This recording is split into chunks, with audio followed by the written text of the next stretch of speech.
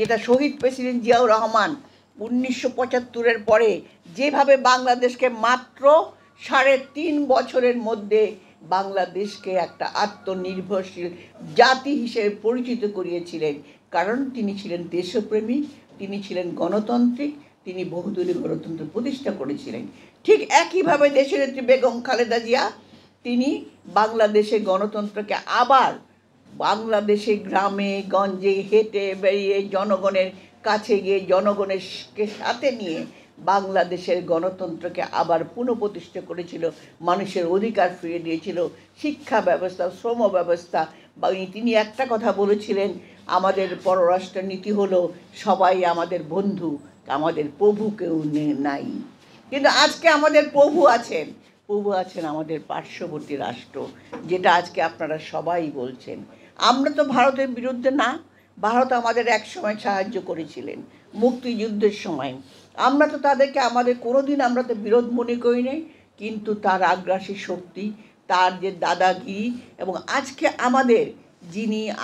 আমাদের যে বর্তমান যে সরকার, যারা আজকে বাংলাদেশকে একটা অকার্যকর রাষ্ট্র করছে, বাংলাদেশকে একটা সেবা দাস বানিয়ে বাংলাদেশের টাকে অঙ্গরাজ্য বানিয়ে যারা চিন্তা ভাবনা করছে ক্ষমতায় থাকার, এবং তাদের কোটি কোটি টাকার যারা কোটি টাকার দুর্নীতির মাধ্যমে যারা কোটি টাকা বাংলাদেশ থেকে পাচার করেছে, আপনারা যদি দেখেন এই যে আজকে বেনজির, এই যে আজকে রাজিজ, এই যে আজকে কী বলে মতিউর, এই যে আজকে ড্রাইভার কি আবেদ আলী, বিভিন্ন রকম বেরোচ্ছে, এই যে আজকে সাবরিনা, কালকে দেখলাম সাবরিনা শাহেদ, আমরা অনেক কিছু দেখেছি। এরা কি দুর্নীতি করেছে? তারা কেন দুর্নীতি করতে পারলো? তাদের কোটি কোটি টাকা বিদেশে পাচার করেছে। আজকে বাংলাদেশের আজকে অর্থনীতি শেষ হয়ে পড়েছে, কিন্তু সেখানে কোটি কোটি টাকা আমার কোথায় গেল? বিদেশে গেল। তারা কিভাবে করতে পেরেছে? এবং তারা দুর্নীতি করার পরে তারা কিন্তু সবাই পালিয়ে গেছে, কেউ কিন্তু বাংলাদেশে নাই। আজকে যখন আমি যদি বাইরের রাষ্ট্রে যেতে চাই, আমাকে 1.5 ঘন্টা 2 ঘন্টা বসে থাকতে হয়, কারণ আমাকে যাওয়ার পারমিশন দেওয়া হয় না। বিএনপির যে কোনো নেতা যদি বাইরে যায়, তাদেরকে কিন্তু এরকম এয়ারপোর্টে 2.5 ঘন্টা 3 ঘন্টা, এবং কোনো সময় তাদেরকে যেতে দেওয়া হয় না। পরে হাইকোর্টের কাছে আবেদন করে আজ হয়তো যাওয়া হয়। তো সেইখানে কেমন করে এরা পালিয়ে গেল? আজকে সবচেয়ে মজার ব্যাপার, একটু আগে আমি আজকে পেপারে দেখছিলাম 700 কোটি টাকা সিটি কর্পোরেশন নিয়েছে, অথচ জলাবদ্ধতা বাংলাদেশ ডুবে গেল। ঢাকা শহর কালকে বৃষ্টিতে ডুবে গেল। কেন ডুববে না? আপনি যেখানে খাল বিল নদী আছে, নদীর পাড় আছে, সব কিছু আছে, আওয়ামী লীগের সংসদ সদস্য অথবা প্রভাবশালী আওয়ামী লীগের নেতা অথবা এলাকার চেয়ারম্যান, তারা, আমি সেদিনও পড়লাম, খুলনা এবং বাগেরহাটের চারিপাশে সুন্দরবনকে ধ্বংস করে, আমাদের পরিবেশকে ধ্বংস করে, জীববৈচিত্র্য ধ্বংস করে তাদের রিসোর্ট গড়ে উঠছে, তাদের বিভিন্ন রকম কি বলবো বাড়ি ঘর তোলা হচ্ছে। আমি সংসদ সদস্য হলেই আমার 5-6টা বাড়ি থাকতে হবে, আমার অমুক থাকতে হবে, আমি কোটি কোটি টাকা ইনকাম করব, আমার ছেলে মেয়ে আত্মীয় স্বজন থেকে শুরু করে সবার নামে টাকা থাকবে। আজকে এই অবস্থা বাংলাদেশে। আর শুধু কি তাই, আজকে আপনারা বলছেন এই যে ছেলেপেলেদের উপরে কালকে দেখলাম পুলিশি হামলা হয়েছে। বাংলাদেশের বর্তমান সরকার আমার যে সন্তানদের রক্তস্নাত হয়ে তবু তারা ক্ষমতায় থাকবে, সন্তানদের রক্তের উপর পা দিয়ে, জনগণের জীবনের উপর পা দিয়ে, জনগণের বুকের উপর পা দিয়ে তারা উন্নয়ন প্রকল্প করছে। কি উন্নয়ন প্রকল্প করছে? সেই টাকা, প্রকল্পের টাকা কোথায় যাচ্ছে? অর্ধেক টাকা জনগণের ট্যাক্সের টাকা, সেই টাকা জনগণের ঘাড়ের উপর থেকে আপনারা তুলছেন, আর বাকি টাকা আপনারা লুটপাট করে নিয়ে যাচ্ছেন। আজকে আমাদের প্রধানমন্ত্রী, আমি বলতে চাই না কিভাবে আজকে যে পর এই যে আমাদের পার্শ্ববর্তী রাষ্ট্র ভারত, আমরা ভারতকে নিয়ে কিন্তু আমরা কথা বলতে চাই না, কারণ আমরা মনে করি সবাই আমাদের বন্ধু হবে, কিন্তু আমরা কারো দাস হব না। সেইখানে তিনি ছুটে গিয়েছেন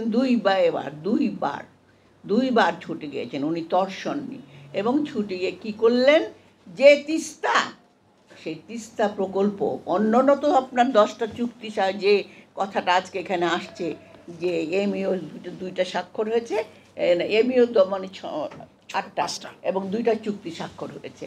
যাই হোক, এটা তিনি তিস্তা প্রকল্প আজকে ইন্ডিয়াকে বললেন করবেন। যে তিস্তার পানি আমরা পাচ্ছি না, উত্তরাঞ্চল আজকে শুকিয়ে যাচ্ছে। আবার যখন 54টা আন্তর্জাতিক নদী যেটা আছে তার কোনো পানি আমরা পাচ্ছি না, অথচ ফেনী নদী সম্পূর্ণভাবে আমাদের। সেই ফেনী নদী থেকে সেই পানি তাদেরকে পানি পান করার জন্য সেই ফেনী নদীর আপনি পানি তাদেরকে ভারতকে দিয়ে দিয়েছেন।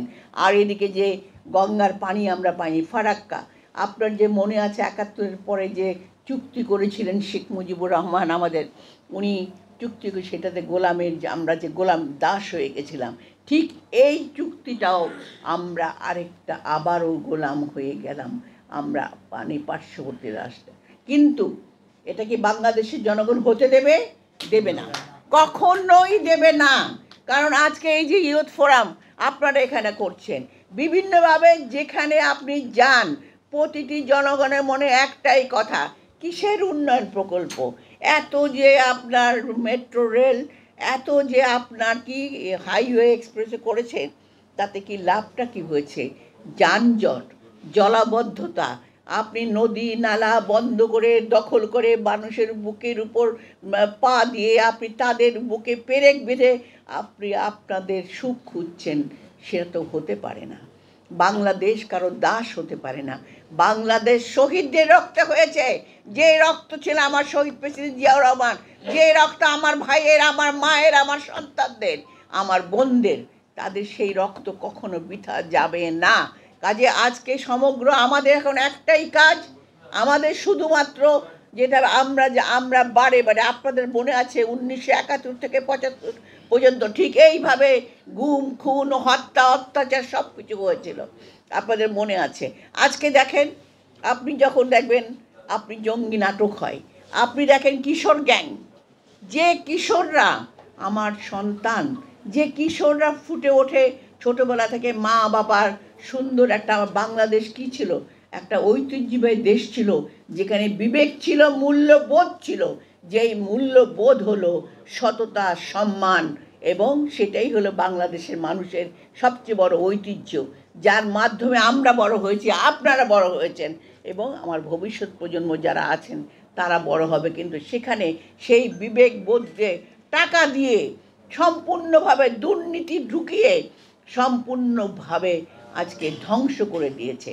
এখন মানুষ বোঝে টাকা ছাড়া বোধহয় আমার কিছু করার নাই, মানুষ বোঝে অমুককে কথায় কথায় মেরে ফেলে। আজকে দেখেন আওয়ামী লীগে আপনার এক উপজেলা চেয়ারম্যান যে নির্বাচন হয়েছে, কতজন মারা গেছে আপনারা যদি প্রতিদিন দেখেন। আপনি দেখেন, আপনার বলেন যে আপনার রাজনৈতিক বন্ধু হলো ভারত, আর উন্নয়নের বন্ধু চায় না। ভালো কথা, আমরা যদি রাজনৈতিক বন্ধু হবে, আমার ভাই বলেছেন সীমান্তে কেন হত্যা, কোনো হত্যার প্রতিবাদ করতে পারছি না কেন? শেখ হাসিনা ফিরে আসার পরেও তো লালমনিরহাটা নাটোরটা কোথায় এই যে রিসেন্ট দুজনকে খুন করা হয়েছে। আর যে মাদক, যে কথা আমাদের আব্দুল কাদের গনি সাহেব বলেছেন, আমি কালকে না গত পরশু আমি খবরের কাগজে, এগুলো কিন্তু সব খবরের কাগজে রিপোর্ট, সেই খবরের কাগজে কিন্তু তারা বলেছেন সংসদ সদস্যরা স্বয়ং এবং প্রশাসনের ওসি থেকে শুরু করে সবাই সেই মাদকের সঙ্গে যুক্ত, তাদেরই প্ররোচনায়, তাদেরই মানে নির্দেশে এই মাদক পাচার হয় এবং নিয়ে আসে, কিন্তু গুলিবিদ্ধ হয় আমার সাধারণ জনগণ, যারা পেটের ধান্দায় 2টা পয়সা পাওয়ার জন্য যারা হয়তো এই কাজটা করতে রাজি হয়। আপনারা দেখেন, আমি এই যে সংসদ সদস্য ঝিনাইদা যে মারা গেলেন, কি আজিম সাহেব, আনারুল আজিম, তার মৃত্যুর পরে কি বেরোলো? কোটি কোটি টাকার সোনার পাচার, অর্থাৎ, এবং সেই সোনার জন্য সঙ্গে যুক্ত আছে আপনার যশোর থেকে খুলনা বাগেরহাট পর্যন্ত প্রশাসন, এর ভাগ কিন্তু অনেক দূর ভাগিদার। আজকে লজ্জা লাগে যে নিরাপত্তা বাহিনী, যে সেনাবাহিনী আমার গর্ব, আমার দেশকে রক্ষা করেছে, আমার দেশের জন্য যুদ্ধ করেছে, সেই সেনাবাহিনী আজকে কলঙ্কিত, সেই আজকে পুলিশ প্রশাসনে প্রতিদিন, আজকেও দেখেছি কোথায় ফরিদপুরের কোন এসপি, আমি জাস্ট একটা হেডলাইন দেখলাম, তাকেও আজকে দুর্নীতিতে অভিযুক্ত করেছে দুদক। কিন্তু অভিযুক্ত করে, কিন্তু বিচার হয় না। ওই যে প্রাইম ব্যাংক না কোন ব্যাংকের যে বাচ্চু, বেসিক ব্যাংক, হ্যাঁ বেসিক ব্যাংকের যে বাচ্চু, তারপরে এই যে বেনজির, এই সমস্ত ইস্যুগুলোকে আজকে ঘোরাবার জন্য আজকে সাধারণ ছাত্রদের উপর অত্যাচার চলছে। এবং আজকে মেধাকে নষ্ট করে বাংলাদেশ আজকে যখন ছাত্রলীগের হাতে যখন আপনার হাতুড়ি, তারপরে রামদা, হেলমেট এগুলো তুলে দেয়, তাহলে বোঝা যায় সরকারের তারা কী বাহিনী, তারা তো পুলিশ বাহিনী না। আজকে যে এই করিডোর মানে কি, ট্রানজিট মানে কি, প্রধানমন্ত্রী বলেছেন ইউরোপের সব জায়গায় তো ট্রানজিট আছে। ইউরোপের তো এক দেশ থেকে আরেক দেশে যাওয়া যায়, কিন্তু এখানে কি, এখানে তো আমার ভারত থেকেই ভারতে যাবে, সেখানে আমার কোনো লাভ হবে না। এখানে আমার অনেক ভাইয়েরা বলেছে সেখানে যদি তারা অস্ত্র আনে কিংবা তারা যদি বোম ফেলে বলে আমার নিরাপত্তা কোথায় থাকবে? বাংলাদেশে তখন আসবে বা বিদেশি সৈন্য, বিদেশি নিরাপত্তা বাহিনী। আপনি দেখেছেন, আমি কালকেই শুনলাম 17 লাখ আমার বিদেশি পার্শ্ববর্তী রাষ্ট্রের ভাইয়েরা গার্মেন্টসে চাকরি করে। তারা এখানে তাদের পাসপোর্ট, তাদের আইডি কার্ড করে তারা বাংলাদেশে চাকরি করছে, আর আমার দেশের যুবকরা তারা বেকার জীবন যাপন করছে। আমার তো সংখ্যাগুলো মনে নাই, আমি কিছু কথা শুধু বললাম, কারণ কথা আপনি কোনটা ছেড়ে কোনটা বলবেন? আপনার প্রতিদিন নতুন নতুন ইস্যু জন্ম হচ্ছে, প্রতিদিন কেলেঙ্কারি ঘটনা পড়ছে, কিন্তু আমরা কিন্তু করতে পারছি না মানে তাদের অত্যাচার। এই যে আমার ছাত্রদলের ভাই যে রাসেল, আপনারা দেখেছেন, তার কোনো হদিস নাই, তাকে কি আয়না ঘরে নিয়ে গেছে না কোথায় নিয়ে গেছে? আমার ইলিয়াস, আমাদের চৌধুরী আলম, এরা কোথায়? এদেরকে হত্যা করেছে। আমার এক বোন বলেছে না যে প্রথমেই আমাদের জাতীয়তাবাদী চেতনা, যে সেই যে আমাদের ইসের ঘটনা, পিলখানা যে ঘটনা ঘটিয়েছে, আমার 75 জন দেশপ্রেমিক আমার পিলখানা আমাদের যে সেনা ভাইরা ছিলে তাদেরকে হত্যা করা হয়েছে। সেই হত্যার কোনো ওলটপালট বিচার। তো আজকে আমাদের প্রয়োজন ঐক্যবদ্ধতা, আমাদের প্রয়োজন। এখন সরকার খেলা করছে নানা রকম আজে বাজে, বিশেষ করে সাধারণ সম্পাদক যেসব কথাগুলো বলে, সেই কথাগুলো হলো একটা কোনো রাজনৈতিক কথা না, কারণ তাদের কোনো রাজনীতি নাই, রাজনীতি শেষ হয়ে গেছে। কিন্তু তারা অন্যকে তুচ্ছ করে যেসব কথা বলেন, আর যে খেলা তারা খেলায় নেমেছেন, এই খেলা কিন্তু বড় সাংঘাতিক। এই যে এলোমেলো অবস্থাটা ওনারা করেছেন, এই যে হজবরল, এই হজবরলের মধ্যেই কিন্তু আমার সত্যিকারের সূর্য উঠবে। কারণ আমাদের সামনে আছে তরুণ প্রজন্ম, আমরা প্রবীণ হয়ে গেছি, কিন্তু এই তরুণ প্রজন্ম কিন্তু দেখেন এখনও কিন্তু তারা হুঙ্কার ছাড়ছে এবং তারাই ঐক্যবদ্ধ হবে। আমার মনে হয় আমাদের যেসব রাজনৈতিক দলগুলো আছে সকলের আজকে ঐক্যবদ্ধতা প্রয়োজন। আজকে শুধু আমি না কিংবা আমার পাশে আরেকজন না, সবাইকে নিয়ে নামতে হবে মাঠে। জনগণ আসে, কিন্তু তাদেরকে সেই ঐক্যের ডাক দিয়ে বিপদের মুখে দাঁড়িয়ে যুদ্ধ করা, সেটাই হলো আমাদের আজকের দিনের প্রধান কাজ। তাই ভাইরা, আমি বেশি আর কিছু বলতে যাচ্ছি না, কারণ